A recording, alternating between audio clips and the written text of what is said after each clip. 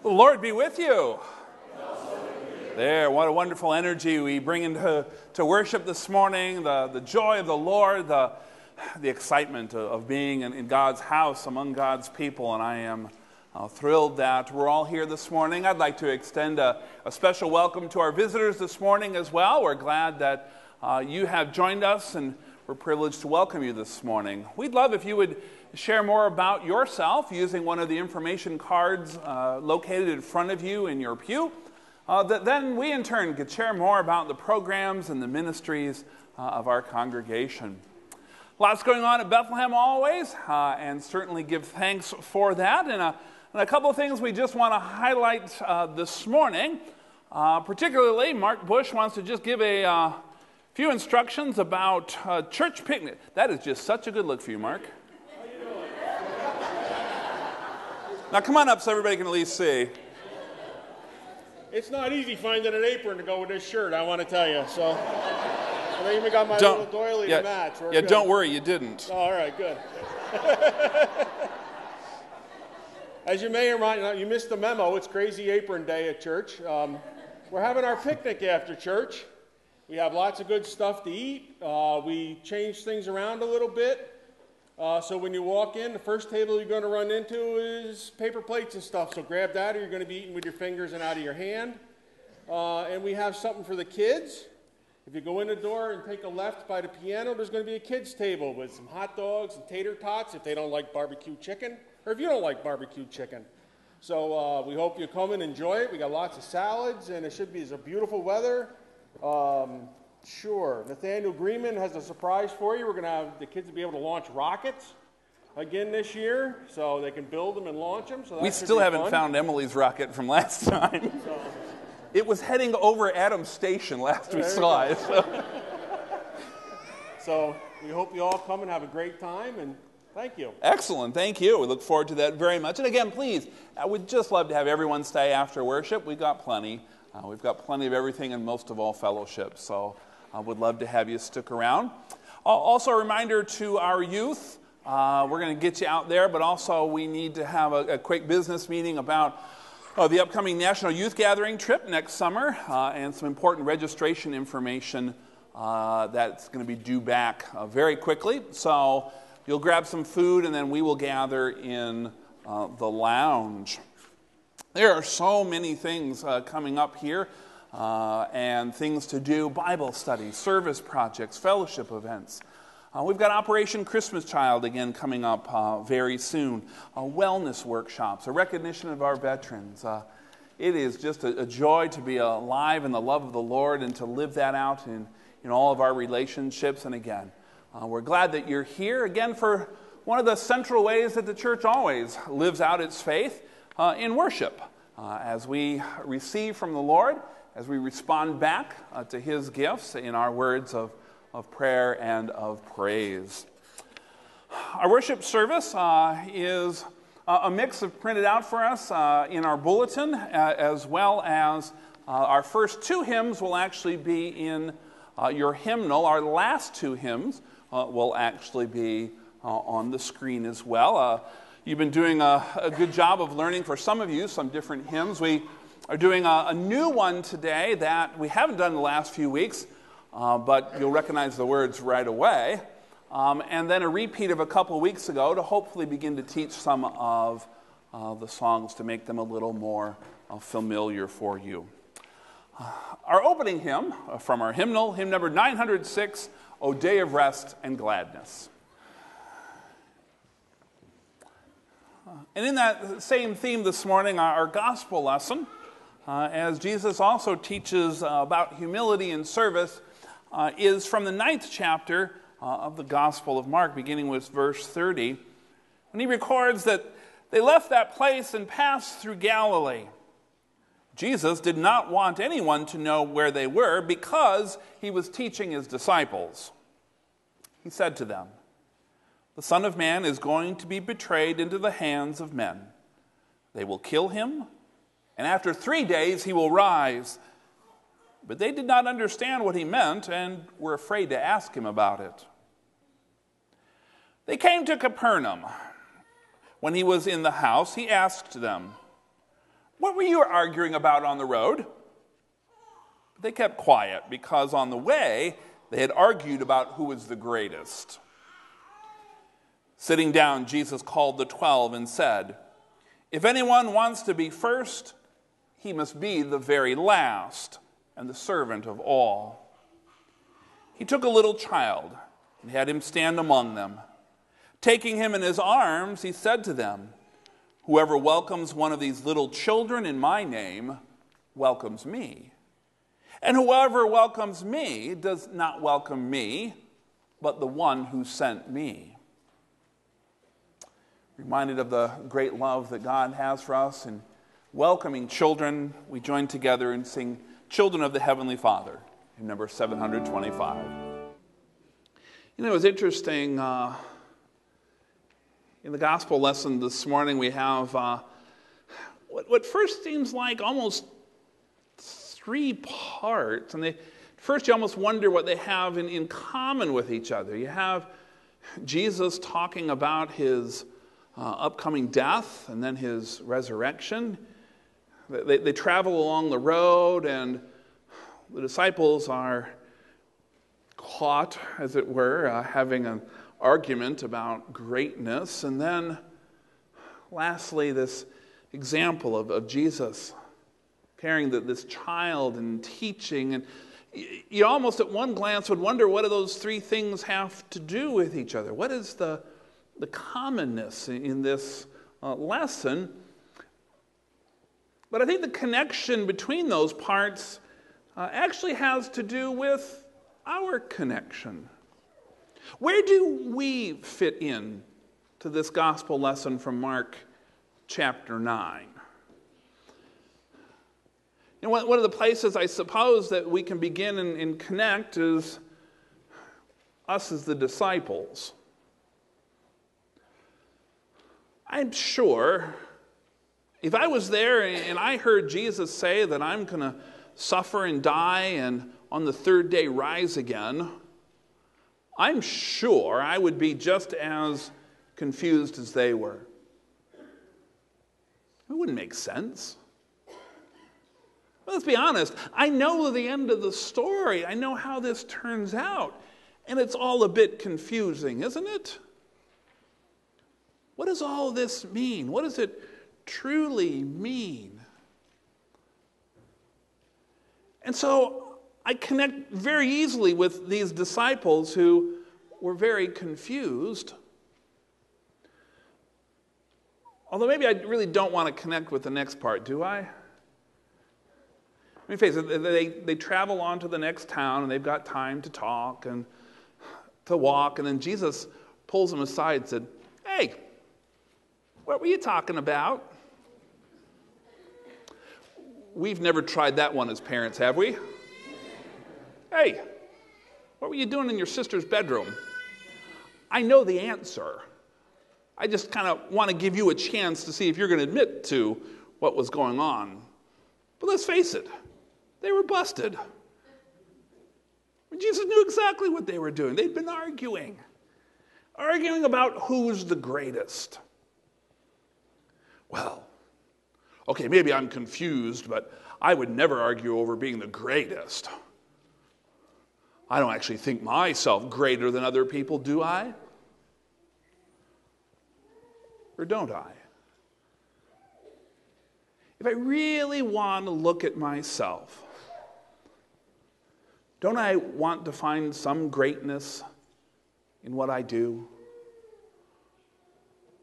For great recognition, don't I even want to just maybe find some recognition? I was challenged last winter at a conference in Arizona with a pastor's comments. He asked this group of pastors, he said, if your church were to succeed beyond your wildest imagination, and you were to get no credit, would you honestly be okay with that? And a whole bunch of us type A personalities probably had to admit no. You want some recognition.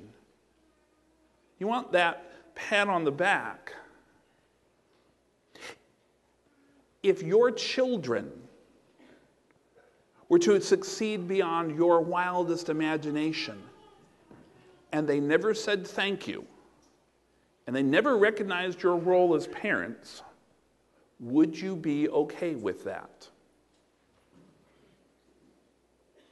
If your business, if whatever group you find very important to you were to succeed beyond your wildest imagination, and you were to get no recognition for being a part of that, would you be okay with that? You see, when I'm the very last, there's nobody behind me to pat my back. When I become the servant of all, there's no one there to give me that encouragement and support. I am the very last. And in my placing myself in the very last, am I really willing to do that? Or do I want that recognition? Do I want that acknowledgement? Do I want at least some level of greatness, don't I? It's tough to be last. It's tough to be there. And so Jesus takes this child. The child was actually probably more the age of your sister, Reagan, because it says that the child did stand and talk, or stand, and then Jesus took the child in his arms. Let's see if I can make a trade. This is even riskier. Reagan wants to eat. You want to come?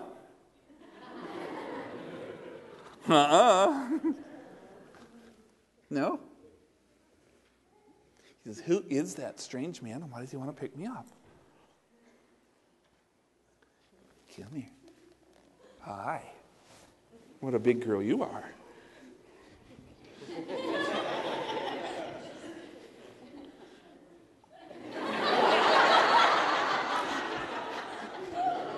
That look of...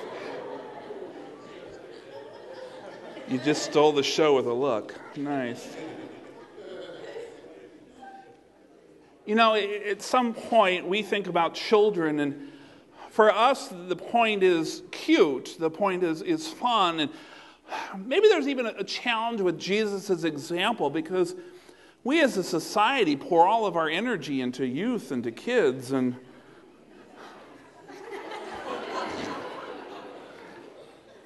we can't imagine why wouldn't someone welcome a child? And yet the challenge is, just keep working it. You're doing great.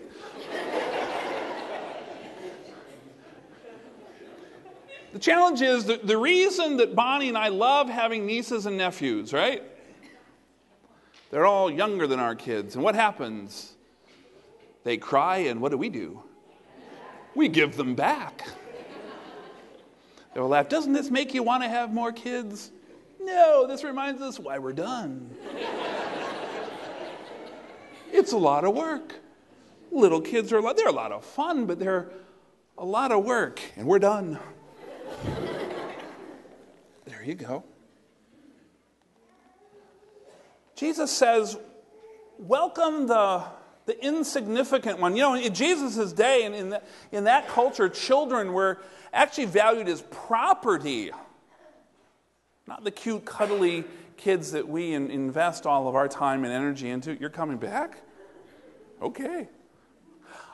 We rejoice in our children, yet in Jesus' day they were very much property. They were the small, insignificant ones. Jesus says, whoever welcomes a child in my name welcomes me. But remember, the child was an object lesson. Child was an object lesson for the small, insignificant ones. Do we? Do we really put our time and energy into the small and to the insignificant? to those who won't repay, to those who maybe don't even have much to offer? Who are those insignificant ones in the church? I think by the very fact that maybe it's the forgotten ones that we can't even name that we struggle often doing this.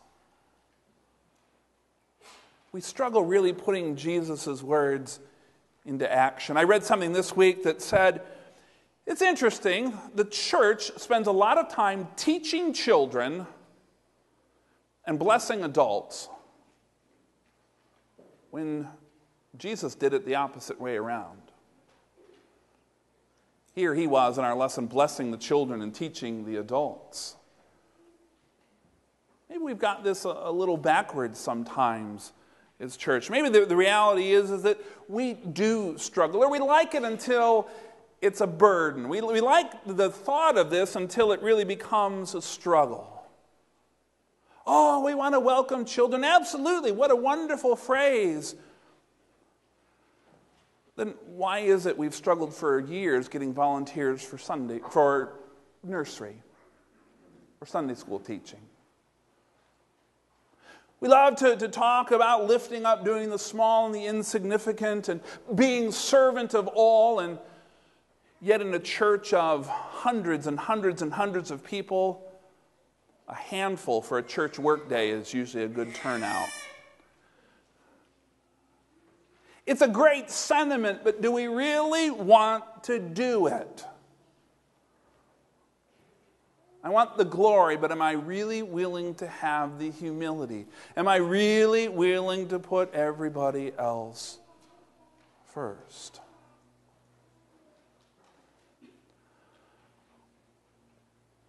But there's another connecting point in our gospel lesson this morning, and it's not actually the disciples, but the child.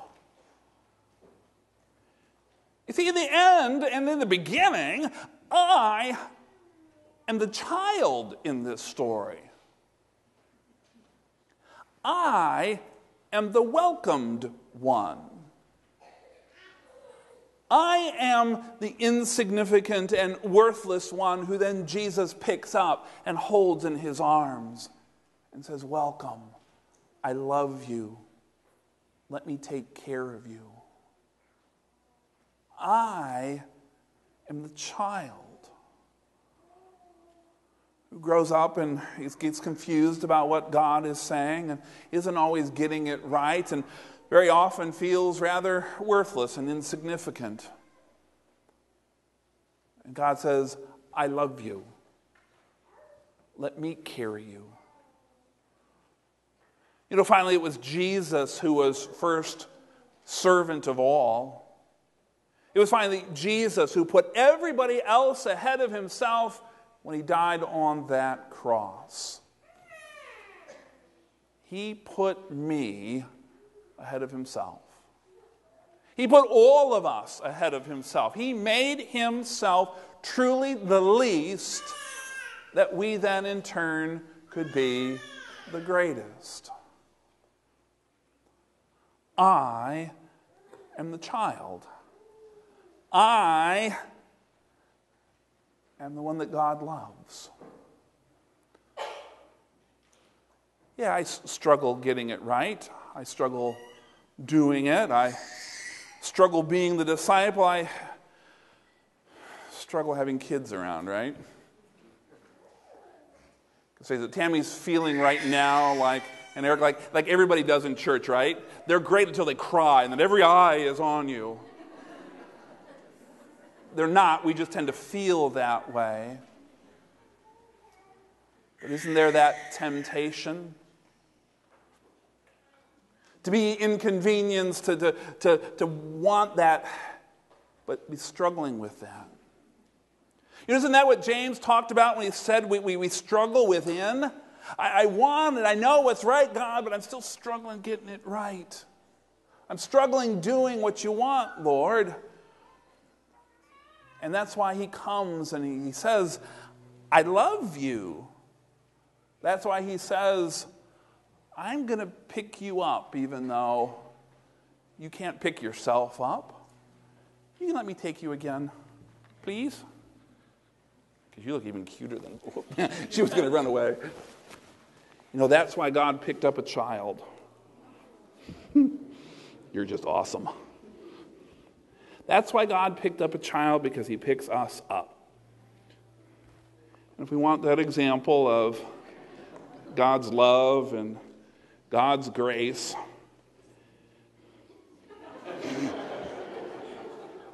it's really God's love. You know, this is just great because everybody's going to remember you and forget my sermon just completely, aren't they?